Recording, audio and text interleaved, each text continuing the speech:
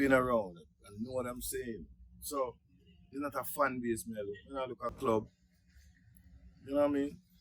You either with it or you're not with it. Here's to the story. Big up yours and big up the pub.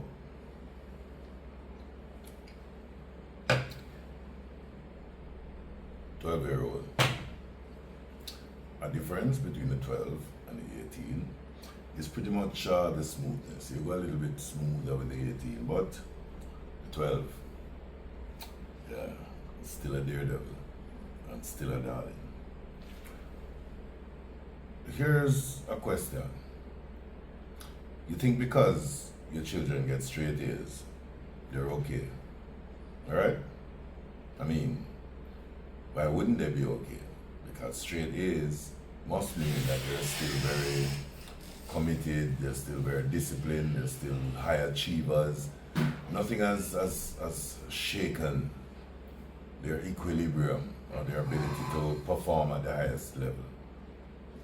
For those of you who were yourselves A students, I'll ask the question.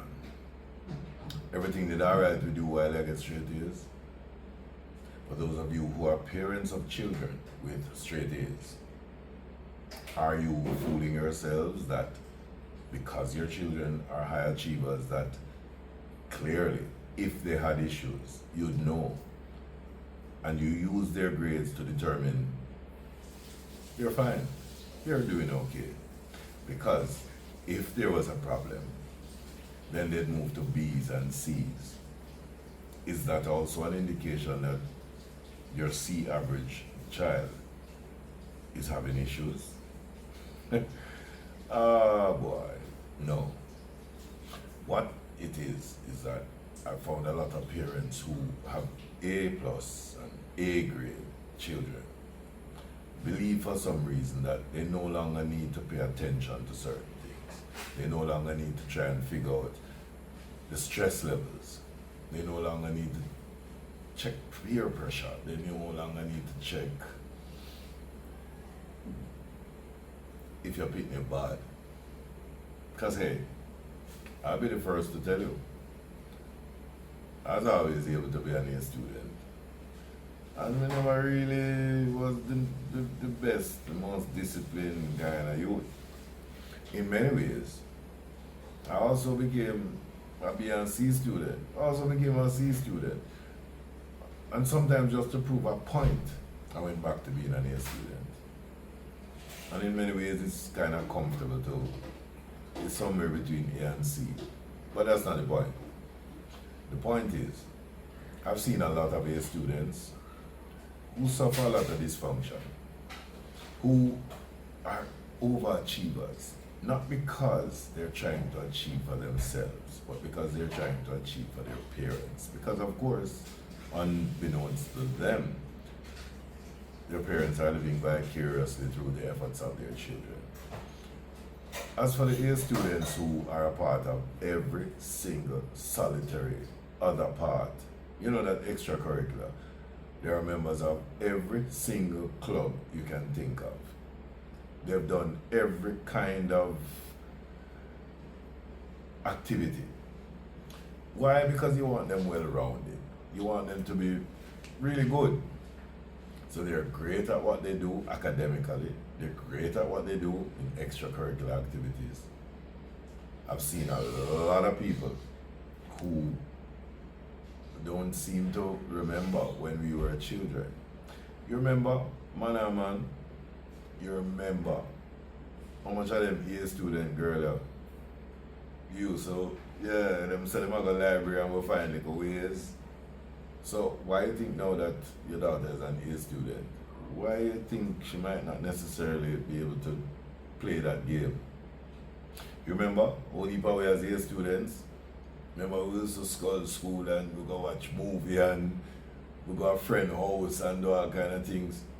And we were just fortunate to not get caught in the negative or suffer the consequences of this wayward behavior that we knew we were pulling off unbeknownst to our parents. Why all of a sudden, now that we've become parents, we're so caught up in our children being A students and believe, yeah man, they're doing well. Of course they're doing well. Academically, the results are there to prove it. The fact that your child is bright and can get A's does not mean your child is okay. A lot of the times, the pressure that they undergo, as a matter of fact, coming from common entrance, yeah, a common entrance where I come from. PEP, where it is now, I've seen the evolution. I've seen it move through GSAT and move through PEP. And a lot of the times I ask myself, why bother send these PEP children to high school? Why not just send them straight to university? Because the amount of workload that they have to carry is impossible. And if you doubt it, all you parents who have sat with children doing PEP or children doing GSAT, you remember the hours and hours and hours of absolute madness. The amount of times you sit down and say, why are we putting our children through this? But hear what?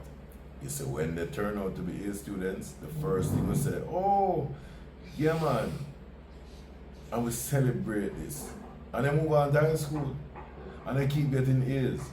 So we know they're on the right path, on the right track, on the right trajectory, on the right highway. To what exactly? Because you wonder when they get to probably 4th or 5th form, what happened? All of a sudden, things change.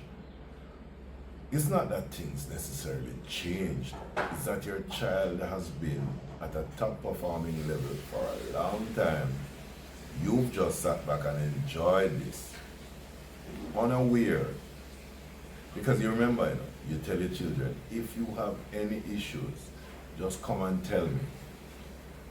And you keep seeing the great results. So you know you're doing your part, and they're doing their part to get the results. So clearly, everything must be going well. Here's a good idea.